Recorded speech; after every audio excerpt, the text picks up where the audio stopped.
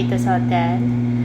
So, mag-video reply naman tayo. Pero itong katanungan na to ay nasagot ko na to sa kanya kasi nagkausap na kami sa Messenger. Sis, saan ba makikita yung invoice number? Sana masagot mo.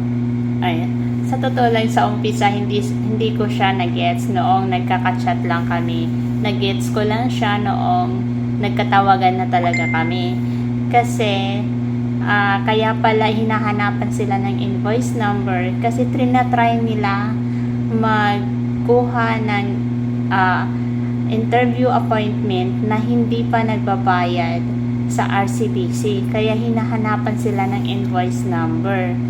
So, ang pagkuha po ng appointment ng medical at saka interview ay magkaiba po. Sa medical po, pwede po tayo makakuha ng medical appointment kahit hindi pa tayo nagbayad kasi pwede naman tayo magbayad sa araw ng ating medical sa St. Luke's.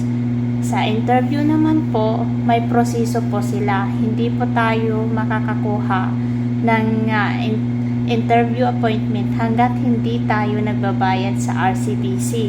So, ang proseso niyan, mag-screenshot ka ng MRV slip at yun ang dadalhin mo doon sa RCBC. Then, pagkatapos mo magbayad, after 24 hours ka pa pwedeng makakuha ng interview appointment. Kasi 24 hours pa yun bago pumasok sa system ng USIM. Yun. Yun. Sana makatulong sa mga kukuha pa lang ng interview appointment at saka medical appointment. Thank you.